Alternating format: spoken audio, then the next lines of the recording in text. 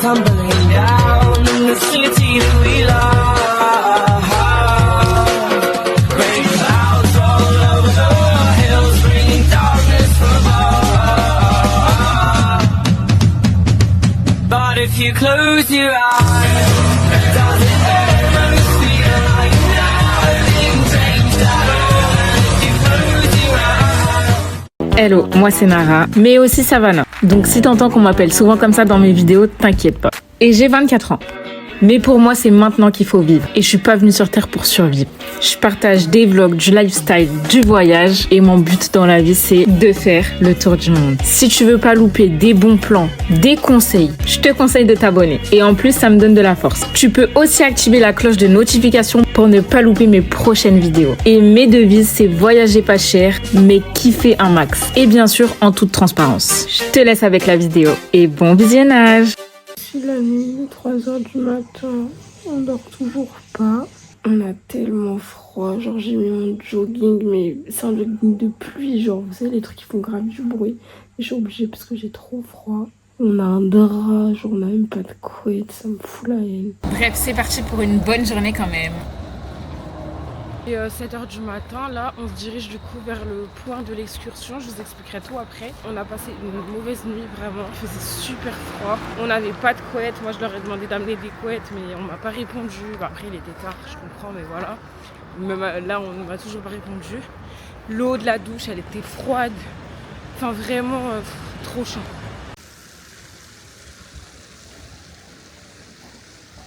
Ça fait du bien, genre qu'il n'y ait personne et tout en plus. Vous voyez quand je vous dis qu'il y a des mosquées partout, là il y a un minaret, là-bas il y a un minaret mais vous le voyez pas. Là, on se dirige à notre point de rendez-vous pour notre excursion qui va durer toute la journée. On a réservé avec Mythe Bosnia Tour. Franchement, je vous le recommande fortement. De toute façon, vous allez voir, pendant toute la journée, on a passé une bête de journée. Du coup, c'est un tour qui part depuis Sarajevo et là, direction Travnik. Pour l'excursion d'aujourd'hui, on est un groupe de genre 13, donc ça va, on n'est pas trop. Et là, on vient d'arriver à Travnik. On est devant une madrasa, je sais plus si on dit madrasa ou madressa. C'est une école islamique et du coup, il y a plein d'élèves là qui sortent. Et voilà. Je sais pas si vous pouvez voir à quel point il y a des nuages, genre et à quel point ils sont près de nous. Je pense pas pouvoir faire voler mon drone dans ces conditions, donc j'espère que ça va se lever. Non plus, je bois pas de café, mais il a dit que c'est vraiment... même quand j'étais au Vietnam, j'ai hésité à prendre un café typique. Moi, j'hésite pas en vrai, j'aime même pas le café. Mais moi, de base, j'aime pas. Non, mais ces derniers moi, temps... c'est de base et à la fin, j'aime pas. Bon, on va visiter. Mais on peut prendre un thé sinon. Oui, je suis contente que les autres puissent apprécier un super café bosniaque, mais je vous laisse l'apprécier tranquillement, seul, et je vous regarde. La forteresse en haut, je crois qu'on va la visiter plus tard. Trop drôle parce que du coup là il n'y a que des musulmans dans la ville. Genre il n'y a que des étudiants et tout, des jeunes, que des musulmans. À environ 1h30 de route de Sarajevo, on arrive à Travnik, une petite ville pleine de charme, souvent moins connue que d'autres, mais qui mérite clairement le détour. Nichée entre les montagnes, Travnik a longtemps été une ville importante sous l'Empire ottoman, et ça se ressent tout de suite dans son architecture, son ambiance et même dans le rythme de vie, beaucoup plus calme. Travnik est aussi connu pour son héritage religieux et éducatif. Par exemple, il y a la Elchi Ibrahim Pasha Madrasa, une des plus anciennes écoles musulmanes du pays, qui témoigne de l'importance de la transmission du savoir islamique dans la région depuis des siècles. Mais au-delà de ça, c'est une ville où tout semble paisible. Entre les petites maisons, les rivières et les paysages verdoyants, on sent vraiment une atmosphère différente de Sarajevo, plus authentique, presque hors du temps. Il nous a donné un truc à manger, je sais pas du tout ce que c'est. Ah, c'est du pain, tomate et fromage. C'est ça. C'est un nom spécial en bosniaque, c'est un plat typique, mais je sais pas comment ça s'appelle. On doit revenir à 30 au point de rendez-vous là, donc j'ai 4 minutes pour y aller. J'ai encore perdu ma mère, on n'a plus du tout de crédit depuis 2 jours, donc on ne peut pas s'appeler, et vu qu'elle n'a pas WhatsApp, je peux vraiment pas la contacter, genre. Donc c'est un peu chiant, je sais pas où elle est. En fait, je sais pas si elle est repartie vers là où on était, ou si elle est montée dans les montagnes. Pendant ce temps-là, du côté de ma mère. Salut petit chat. Oh, il y a les chiens qui arrivent. Laissez les chats tranquilles là, les chiens. Laissez-le tranquille. En même temps, vous avez l'air raplapla.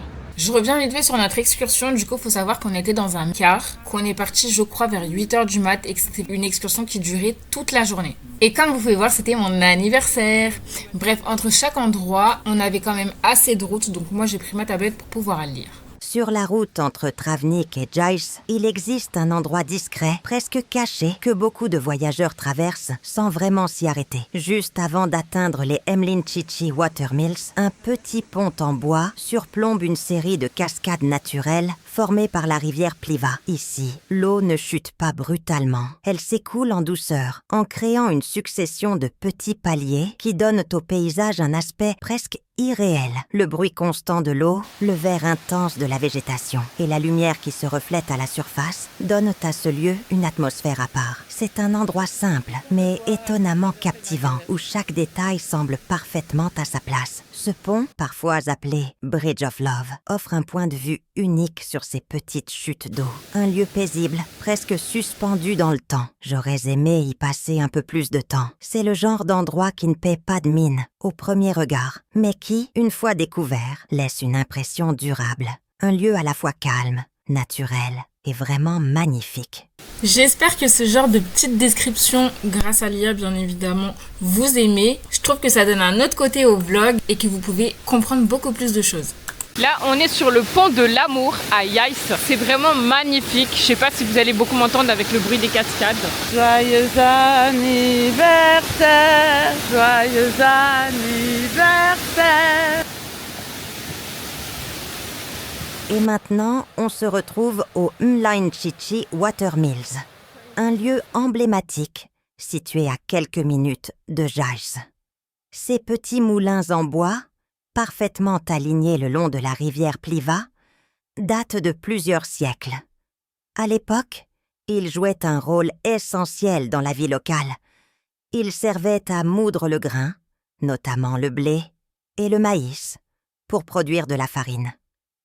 L'eau qui s'écoule entre les cascades faisait tourner des roues en bois, permettant ainsi d'actionner les mécanismes à l'intérieur des moulins, sans aucune électricité. Ce système simple mais ingénieux exploitait uniquement la force du courant. Chaque moulin appartenait généralement à une famille ou à un groupe d'habitants, et ils étaient utilisés quotidiennement pour subvenir aux besoins alimentaires. Aujourd'hui, les moulins ne sont plus utilisés comme avant, mais ils ont été conservés et restaurés pour préserver ce patrimoine unique. Ils témoignent d'un savoir-faire traditionnel et d'une époque où tout fonctionnait en harmonie avec la nature. C'est un endroit chargé d'histoire, mais aussi un lieu particulièrement beau, où l'eau, le bois et la végétation créent une atmosphère vraiment à part. Et maintenant, on se retrouve à Yais. J'espère que je prononce bien. On est arrivé du coup aux cascades de Yais. Vous voyez là par exemple, je sais pas ce que c'est mais c'est un truc chrétien avec la croix. Et là une mosquée juste à côté. À quel point vraiment ils vivent tous en communauté, très chill, très cool. On est vendredi, c'est la prière de Jumu'ah. Là on attend, en gros il y a eu un Jumu'ah pour les hommes. Ça va être le Jumu'ah pour les femmes je crois, mais on n'est pas sûr donc on suit juste au milieu. Je me suis mis un peu de l'eau sur le visage, j'ai rempli une bouteille parce que je crève de soif. Et on va monter tout en haut, le groupe il est parti en haut, nous du coup on était partis prier donc voilà. J'espère qu'on va les retrouver et qu'on aura le temps de voir le reste. Voilà l'église, ensuite là-bas on aura les catacombes et en haut la forteresse. Mais tous les escaliers qu'il y a à monter là, c'est hard.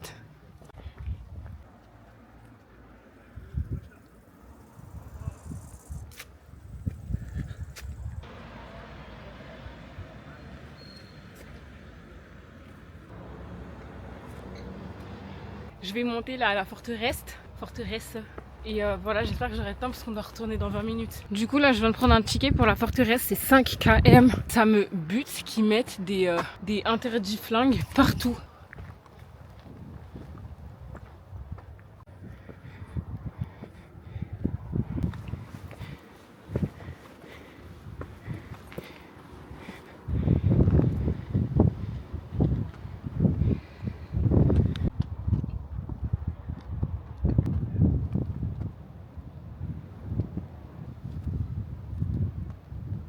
Regardez la vue de malade qu'on a quand même. Il n'y a même pas besoin de drone là. De toute façon, mon drone il a presque plus de batterie, donc je vais essayer de le garder pour les autres activités. Mais c'est fou. Genre, on n'a pas monté beaucoup de marches. Genre vraiment, j'en ai eu pour 5 minutes. Et regardez la vue qu'on a. Vraiment, la Bosnie, c'est magnifique. Vraiment, vraiment. Que ça soit en histoire.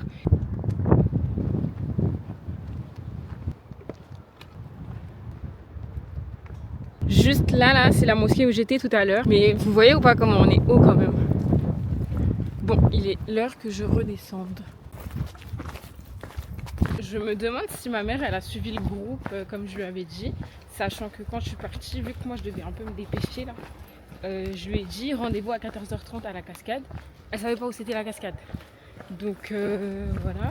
Et j'espère juste qu'elle a bien noté l'heure. Timing parfait hein. On a pris des glaces. Ah ok, je voulais juste montrer ma glace en vidéo. Elle a pris banane et moi j'ai pris Fanta. Je me suis dit qu'en Bosnie j'allais tester tous les goûts de glace chelous genre qui sont intéressants. Bah ouais. Pour la glace Red Bull de l'autre fois, je la note 10 sur 10 franchement. Ça avait vraiment le goût de Red Bull et elle était très très bonne. Et là la Fanta, c'est le goût du Fanta bleu parce qu'ici ils ont plein de Fanta bleu. J'aime bien, mais c'est pas aussi banger que la Red Bull. On arrive maintenant à la célèbre Pliva Waterfall, en plein cœur de Jajce. Contrairement à beaucoup d'autres cascades, celle-ci se trouve directement dans la ville, ce qui la rend assez unique. La rivière Pliva se jette ici dans la Vrbasse, formant une chute d'environ 20 mètres. Puissante et impressionnante. Le contraste entre la nature et les habitations autour rend le lieu encore plus marquant. Après le crash de mon drone à Yais, on se dirige vers Travnik. On est retourné à Travnik. J'ai pas trop compris ce que le guide nous a dit, donc on va bien essayer de les suivre. On va payer, je sais pas c'est combien, 4 km, 2 €. Bye, thank you. So guys, we are going to meet here at 4. On est maintenant à la forteresse de Travnik Fortress, qui domine toute la ville de Travnik depuis les hauteurs. Perchée sur une colline stratégique, cette forteresse a été construite pour contrôler la vallée et surveiller les routes importantes de la région. Sa position en hauteur n'est pas un hasard. Elle permettait autrefois de voir venir les attaques de très loin et de protéger la ville en contrebas. En se baladant ici, on comprend vite pourquoi cet endroit était si important. Les murs en pierre, encore bien visibles aujourd'hui, témoignent de plusieurs siècles d'histoire et de conflits, notamment à l'époque ottomane.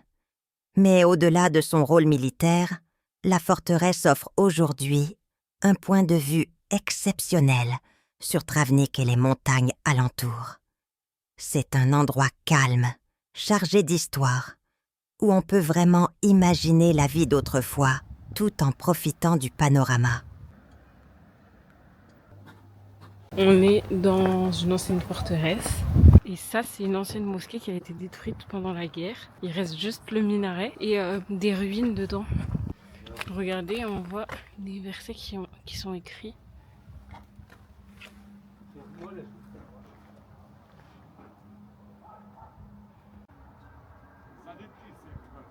Et là dedans je crois que c'est juste un musée.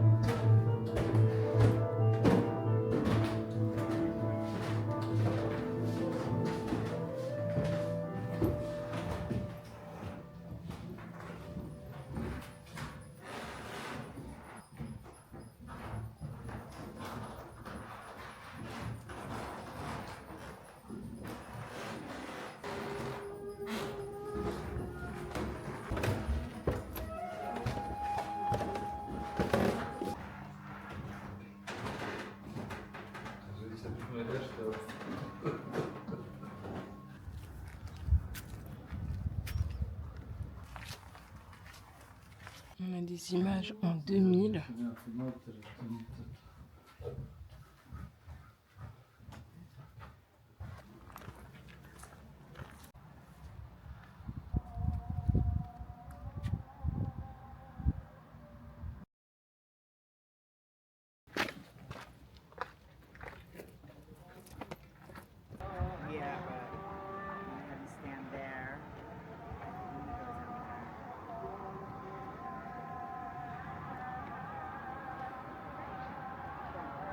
Là, on est au sommet.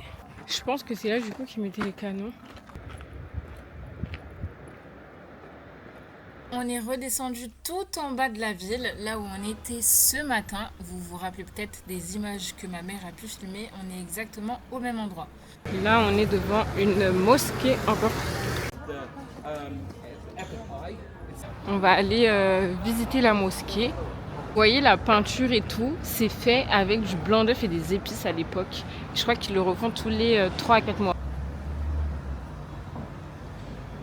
On est ici à la mosquée Sulejmanija Mosque, située dans le centre de Travnik. C'est une mosquée construite à l'époque ottomane, quand la Bosnie faisait partie de l'Empire ottoman. Elle sert toujours aujourd'hui pour la prière quotidienne. Son architecture est typique de cette période. Une salle de prière simple, un minaret pour l'appel à la prière et une cour à côté. Elle est intégrée directement dans la ville ancienne, entourée de maisons traditionnelles et de petites rues. Ce type de mosquée était construit pour être à proximité des habitants, afin que les gens puissent facilement venir prier plusieurs fois par jour. Ici, il y a des trucs à manger et tout.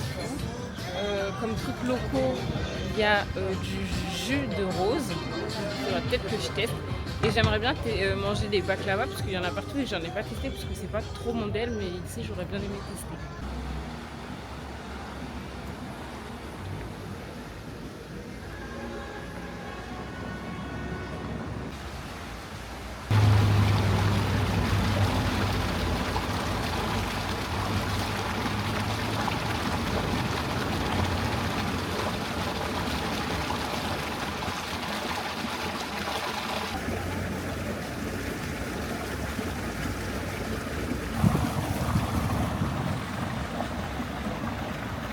En dessous la mosquée, en fait, il y a une espèce de bazar.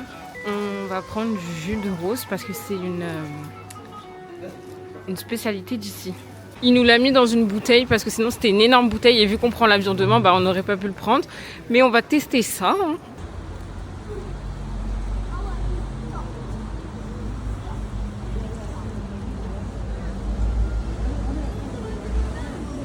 Travnik, c'est fini. Go back to Sarajevo. Happy birthday to you, Savannah. Happy birthday to you. Yes, Savannah. Thank you. Dégustation du jus de rose. Ça va. Ça, c'est une limonade, enfin c'est une citronnade. Citronnade à la rose. Ça va. C'est pas extraordinaire. Mais par contre le bouchon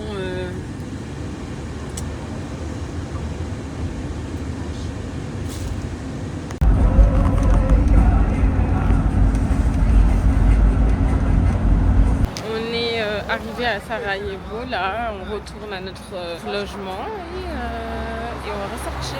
Ça c'est la rue où on était hier, est-ce que vous vous rappelez? Vraiment c'était vide. Nous sommes de retour pour vous jouer des mauvais tours. On va manger en espérant qu'il y a encore des trucs ouverts, il est 21h. Le monde ça n'a rien à voir. Hein. Après on est vendredi soir aussi.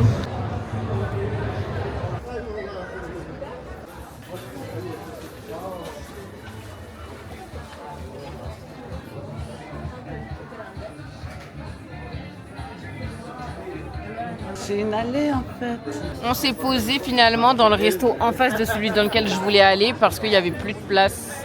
C'était que sur réservation. Du coup voilà. Mais t'étais pas dedans, arrête. Moi j'ai pris une soupe de veau, ça s'appelle Terana, un truc comme ça. Et c'est lui qui m'a conseillé. Et ma mère elle a pris... T'as pris quoi maman? J'ai pris une soupe d'orge au veau. Ok. Tu crois? Je prends ma serviette pour ne pas la salir et la mettre direct sur moi. J'ai réussi à mettre mon pouce dans ma soupe et du coup salir ma serviette et la mettre sur moi. Ça sent bon en tout cas. Ça sent bon. Je suis comme ça. Ah ouais? Je vais goûter ma soupe du coup et honnêtement elle m'est pas appétissante aux premiers abords mais je vais goûter. Non, ça va, j'aime bien. Ça a le goût d'un truc que je connais, mais je sais pas. Ah, peut-être la blanquette de veau. La blanquette de veau, façon. Ah ouais, moi j'aime bien la blanquette de veau. D'où tu manges la blanquette de veau? Bah, j'en ai pas mangé souvent dans ma vie, mais à l'époque, quand j'étais en cours, Je t'ai demandé d'en faire une. Mais ça... bah, je l'avais fait. Hein. Bah oui, je sais. Parce qu'à l'école, c'était nos sujets de bac, façon et tout, donc... Joli à voir, mon gars. Le plat de ma mère, une truite et des pommes de terre et tout. Le truc blanc que vous voyez, c'est le fromage, le cheese, crème cheese qu'ils mettent sur mon plat à moi. Et moi, c'est des raviolis faits maison, je sais plus comment ça s'appelle. Et en fait, moi, le problème, c'est qu'ils mettent du crème cheese sur beaucoup de leurs plats, mais c'est un fromage bosniaque, du coup, je pense, qui a un goût très spécial. C'est un peu comme un petit suisse, mais beaucoup plus onctueux, beaucoup plus... Acide. Mes pâtes, enfin, c'est des raviolis, mais j'ai pas l'impression qu'elles sont toutes fourrées. Et c'est bon, et tu sais, ça a le goût de quoi? Des œufs au plat. Genre quand tu manges. Et t'aimes bien les œufs au plat, ouais. toi, ça va?